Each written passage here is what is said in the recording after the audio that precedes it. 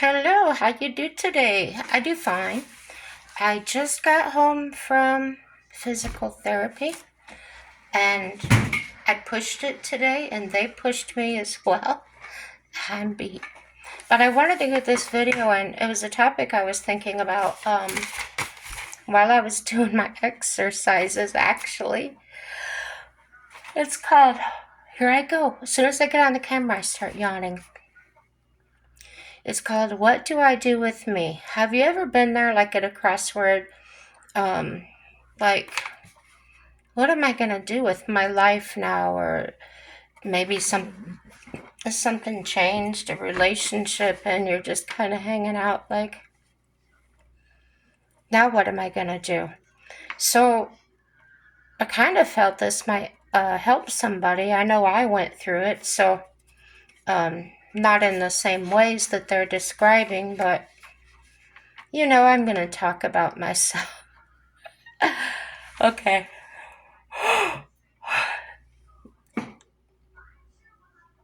This is a life hack.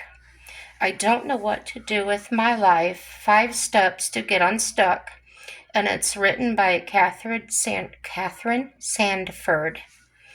Um, she starts out resilience, coach passionate about supporting others to grow and thrive in a complex world. First off, you're not alone. The crossroads come up and we ask, what should I be doing with my life? The question is universal, and it's okay not having all the answers right away. What happens if you don't know what to do with your life? We can feel like we don't have direction, searching for an answer to the question, although it can feel intimidating. The unknown often compels us into self-doubt and fear, hindering our ability to move forward. So I feel like she does a good job at explaining what that feels like, and has good insight as to how others must feel all the time. Um, when I came to the crossroads, um, I would say to myself, just go, get your forward motion going, because sitting in the idle mode is just wasting time, and I wasn't making any money. Therefore, if I didn't make money, how was I going to pay my bills, right? So, um, when work was slow, like when my business slowed down at times of the year, I went out and shook the bushes, shaking the bushes, I would call it. And that meant I was checking in with my regular customers, and most times they said they had work for me and just had not called me yet. So, shaking the bushes worked for me. Um, and when that was over, when I was done with all that, I'd go pick up a job somewhere. It didn't matter where, gas station, McDonald's. I worked for minimum wage. It didn't bother me.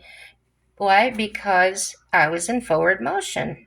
I was doing something productive. I was making some money. You know, I was meeting new people. I could talk about my business, a little bit of chit chat, and do some marketing that way. Okay. So the basic idea of that is just do something until you find it. And yeah, that's what I did. Sure, I was self-employed. I made a decent living, but I was never so well off that I couldn't work for minimum wages, forward motion, no matter what, keep on keeping on. So I go back to the article. It says the default response might be to just flow aimlessly, awaiting a hint or signal to gravitate towards us. That doesn't work. And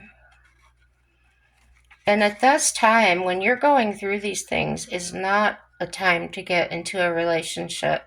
And I'll tell you why in a minute. Um,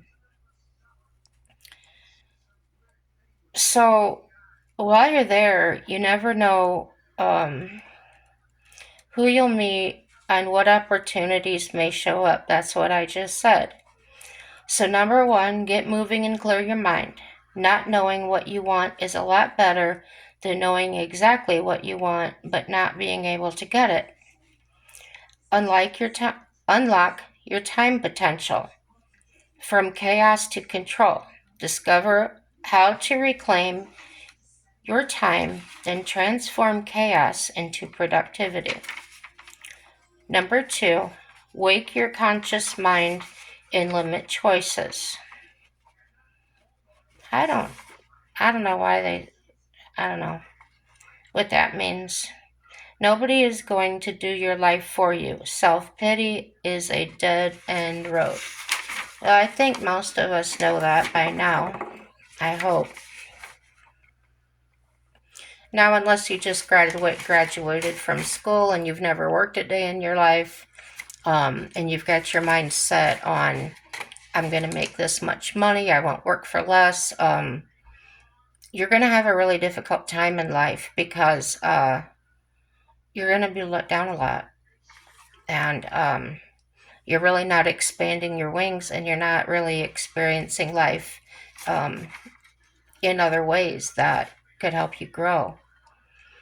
So it says take small steps with a 30-day challenge in order to reprogram your conscious mind and stop saying, I don't know what to do with my life. Set yourself a 30-day challenge. 30 days though, because this is how the small steps you take gradually become your powerful habits. In fact, the power of these little habits are beyond your imagination. Why? Setting a deadline has a powerful effect on motivation. Research has shown time and again that deadlines, even those that are self-imposed, can reduce procrastination and lead to better decisions or decision making. Number four, seek the wisdom of others who have been there. Okay, I did that, and this is the way I did it. See, in my life, I would always do something either productive or spend time seeking out others. And that wasn't for relationships or looking for a boyfriend or anything. The reason I was going was a little deeper than that. I wanted to hear those stories, life experiences, and outcomes. I may have a reading comprehension problem. However, I did find out there are different ways to figure things out. So to find out different views, etc., I would find a town's small greasy spoon type place. It's a little restaurant, usually a mom and pop owned type of thing. And I would just go in there and start listening to conversations, see what people were talking about, see if maybe I could join in on any conversations. And sometimes I wasn't able to do that. But in these establishments, a lot of people were usually sitting around drinking coffee with nothing else to do but chit chat. And they'd be chatting about all kinds of things. I could learn things about plumbing. I learned all kinds of stuff, yeah.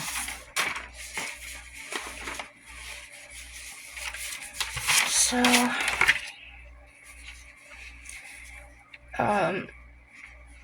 and when I got into conversations with people, I didn't come up and say, oh, I'm a locksmith, I da-da-da-da-da. I just let that happen naturally if they asked me what I did for a living. And usually that's how normal conversations go with people. You try to find things out about them in a normal way. So I landed many new customers that way. Another good place to find out new things were privately owned truck stops with a restaurant. They're not necessarily to drum up business, while occasionally cutting copies of a key or two. The most priceless things were the conversations. I learned a lot. And then there's a quote here that says, the more extensive a man's knowledge of what has been done, the greater will be his power of knowing what to do. Benjamin Disraeli. So that kind of sums up what I'm saying, doesn't it? So I was listening to other people's stories about how they overcame their challenges. Their philosophies in life can be a good source of motivation and knowledge when you're saying, I don't know what to do with my life. Their stories can inspire and motivate you, especially when you're not sure of your next steps.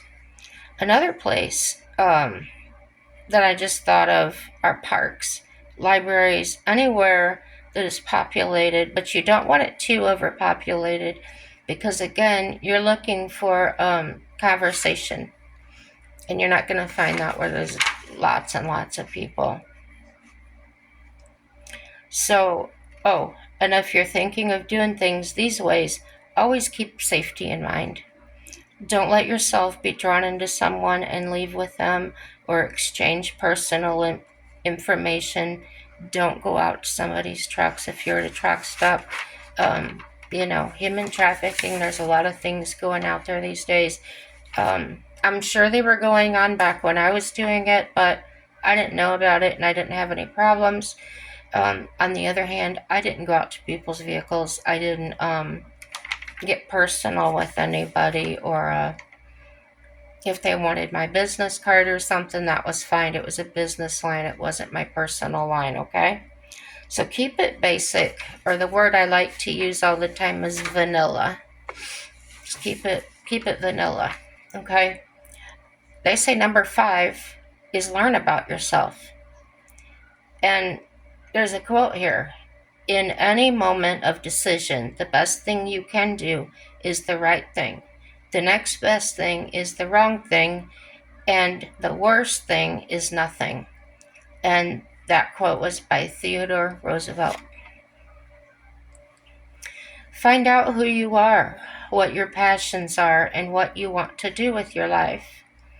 If you're feeling stuck, it may simply be because you've lost touch with your most authentic self.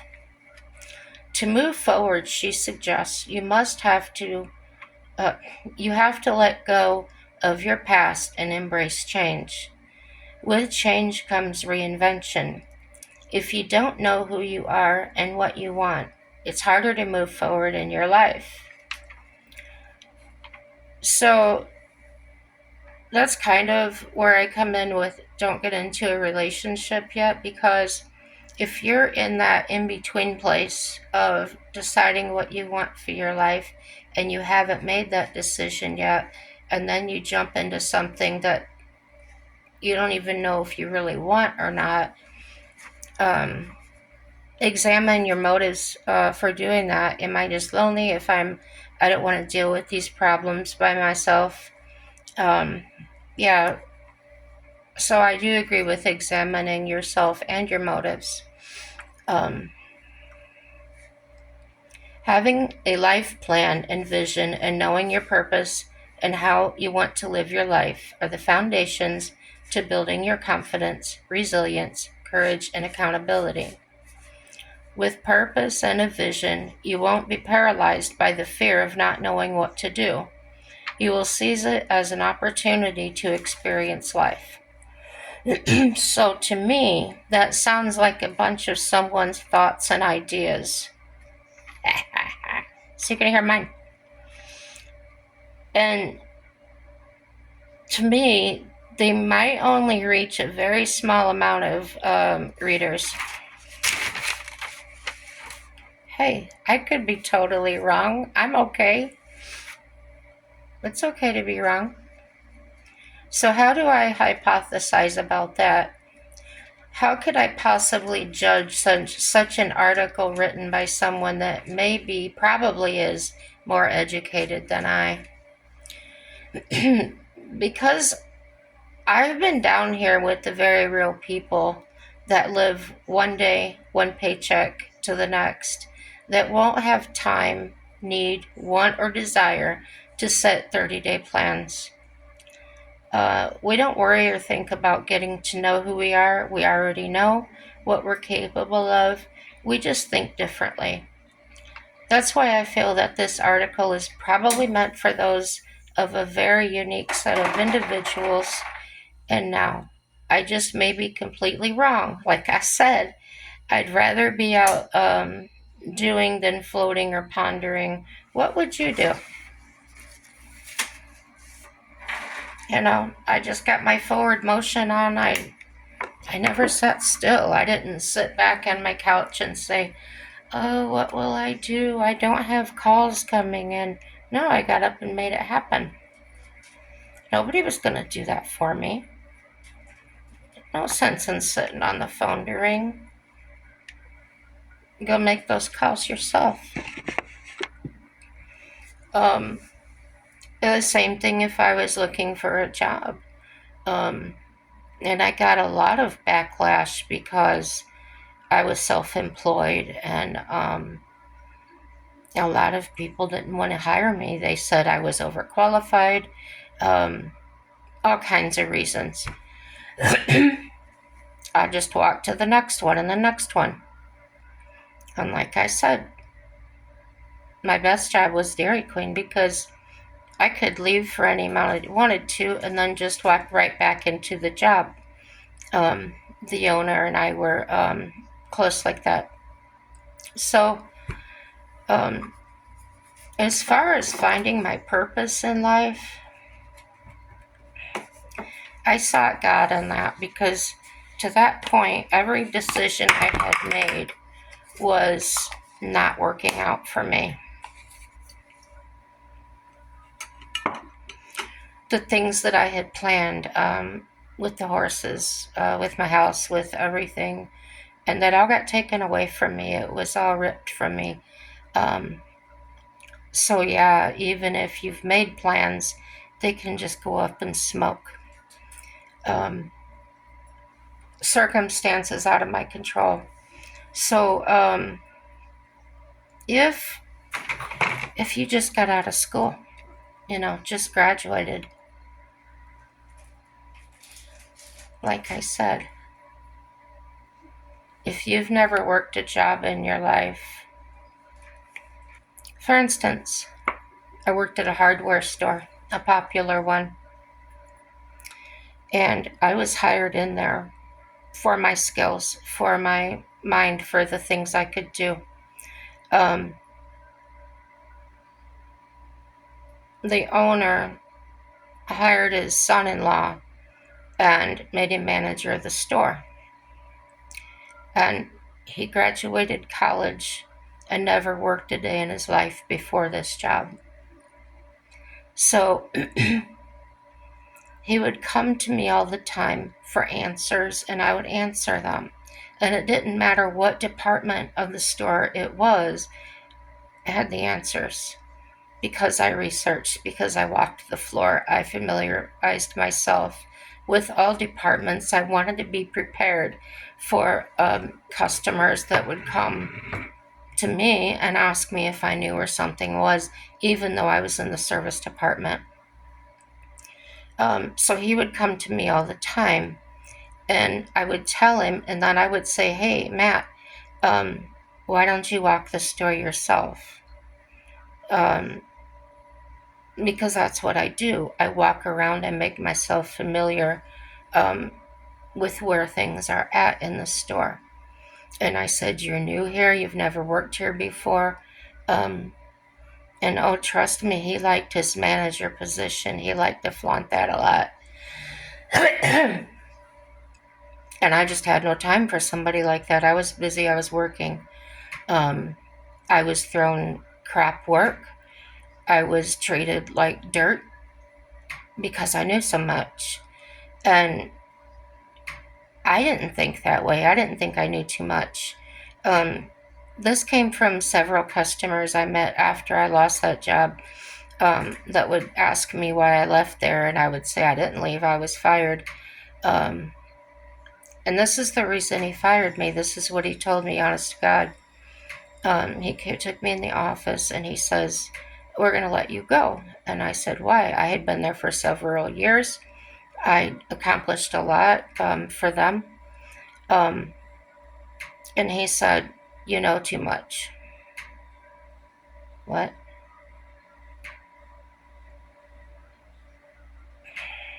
So I think it was personal with him. I don't know. I thought that I was the employee that people would want to have. Um, I filled out things. I was up on customers' things. They didn't have to sit there for weeks on end and not get worked on. Um, I was improving a lot of things according to the customer feedback. The supervisor in the service department, she didn't want to get out of her chair. She sat behind a desk and she would yell from there to customers at the counter wanting service. And that was her idea of service.